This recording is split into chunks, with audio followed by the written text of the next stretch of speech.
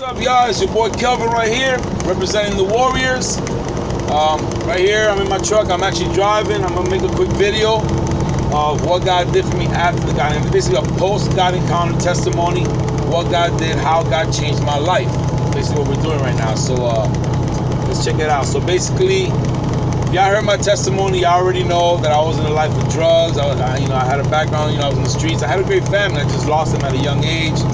So I moved to Orlando for the reason I moved up here.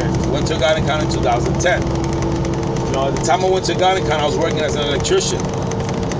So, here I am. I'm saved. I'm a new Christian. I'm connected with the church. The church is helping me. I'm connected with a new date now. They're guiding me. Get through my addiction problems and all these things. And God is working. He has all these great people around me, and they're all helping me. And God is working in my life. So, and I'm happy doing that. So, I would say about 2 weeks in after I was saved, I was working with my boss at the Peabody Hotel. If you guys know that the Peabody Hotel is now the Hyatt, but back then it was the Peabody. I actually was part of the electrical team that built the new Peabody, the tall one that's 37 stories. So, but in this instance, I was working in the old Peabody Hotel in the kitchen, and we were taking down an old motor control panel, right? I was taking it down. So my boss is on the outside, and and he's got the walkie-talkie. He's calling me. He calls me, says, "Hey, Kevin, go ahead and take the panel down." Power's down. He's over at the master panel.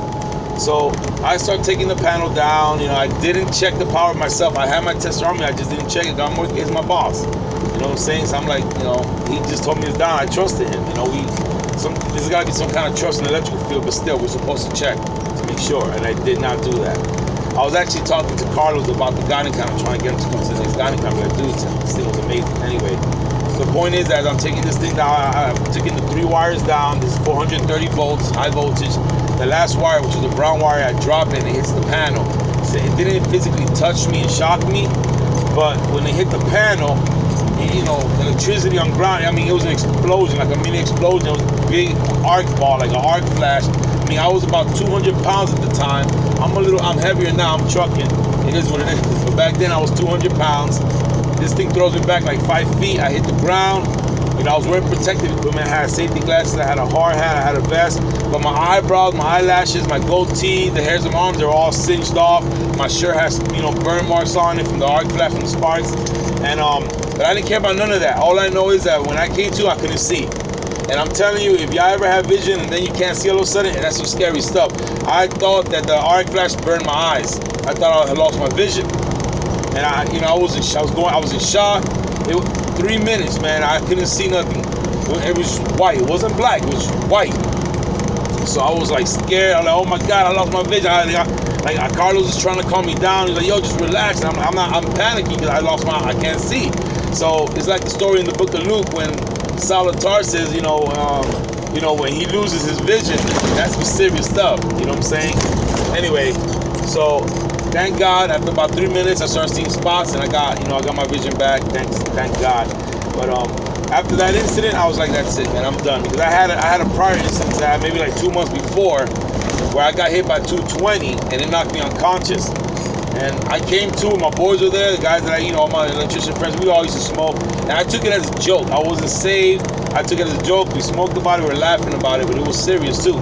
But this incident, I was like, that's it, man. I got to think about my family. I got to get out this field. If you guys ever did electrical work, if you're watching this, then you know what the FEED program is, the apprenticeship program to become a journeyman and a master's. So I was doing that with Terry's Electric, but not really to get my license. I was just doing it for the raises. But I do remember my first to school, it was like, hey, the life expectancy of an electrician is 15 years.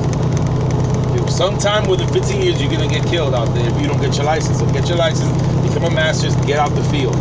But I was just doing it for the raises. Again, I was with a company called Terry's Electric. They were paying for the program, so I was just doing it for raises.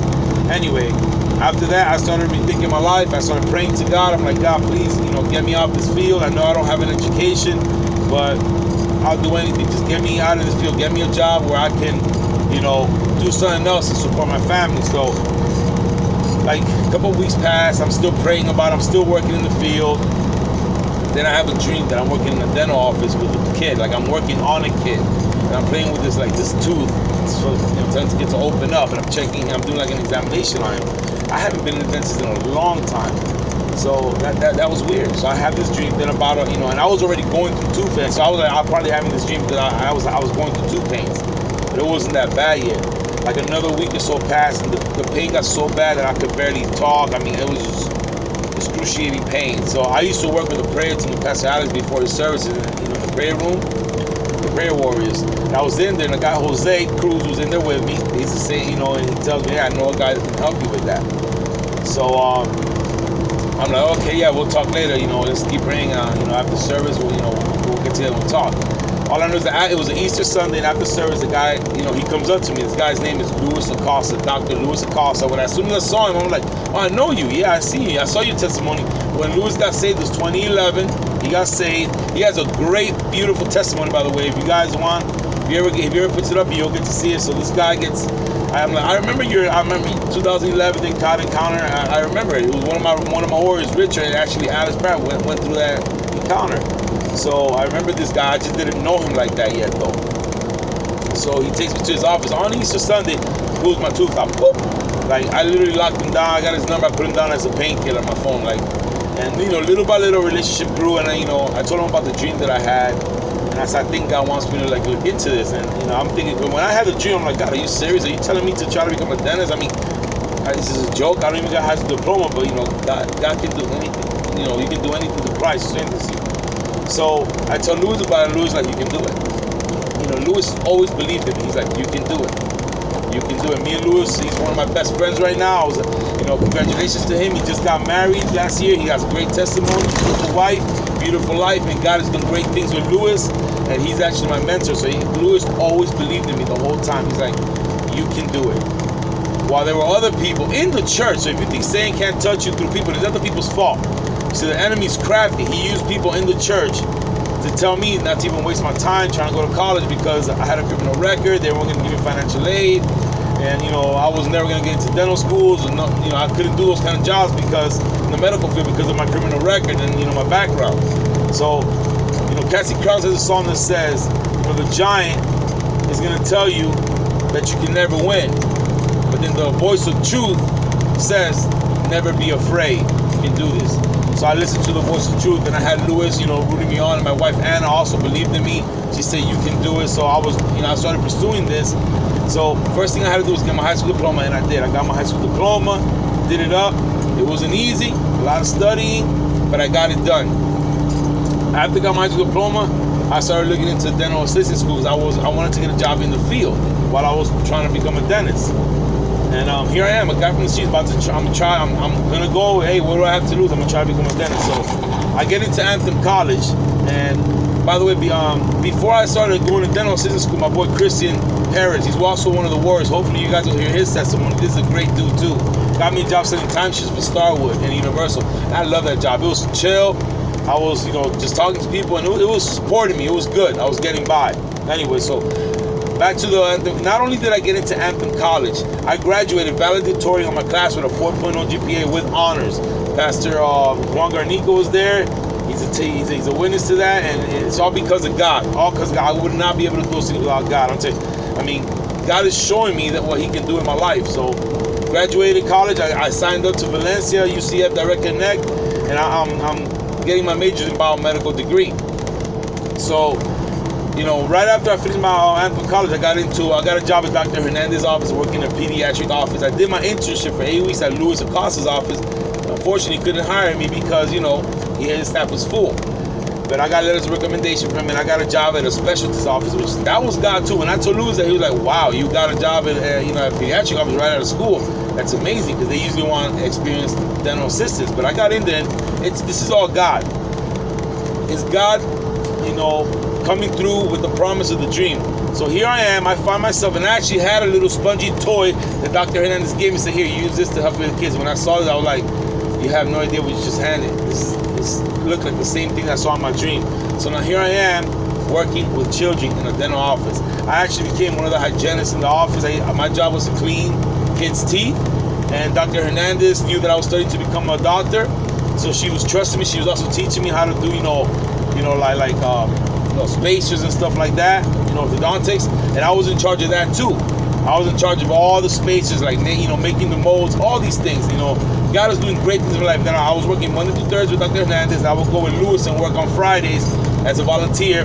I used to love doing surgery, like oral surgery, like putting, molars, and I used to just love all that stuff. So anyway, God is doing all these things in my life. I'm going to college, but the money, I was going through struggles. Right after I got saved, child support came, because it was hindering me financially.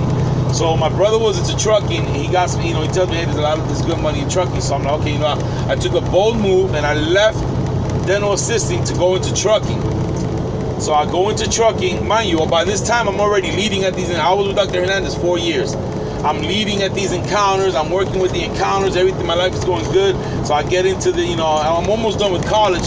I'm almost done. I'm almost getting ready to, start looking for dental schools. And I'm here, what I'm saying? And the whole time Lewis was there, just helping me through the whole process. Anna supported me, my wife, everything was good. The church had my back. And I get into trucking for better, to support me financially better while I finish school. I was doing it just to support me. So, I ended up, I did the over the road. It was hard. Then I got a local job. While I was in the local job, I started seeing, I was starting to hit walls in college. It was hard for me, math. But I know that I was getting through. So God, basically, I started praying to him. I'm like, and then I knew that the trucking was opening opportunities for me as well. That I could have been a business owner and all these things without, wasting time. Even if I would have finished college and gone to dental school, it's another 4 years of dental school without making no money. And I have a family to think of. So I started praying, God, help me, show me, what do I do now? And God is, there's so many blessings that, God has 2 doors open for me now. I can either go on to become a dentist, or I could just go in to become a business owner and buy a truck, whose opportunity presented itself for me, and become a business owner and start making money now. And if y'all don't know, trucking makes good money, man. So, but it's not an easy job. So anyway, so I'm praying to God. I'm like, God, what do I do?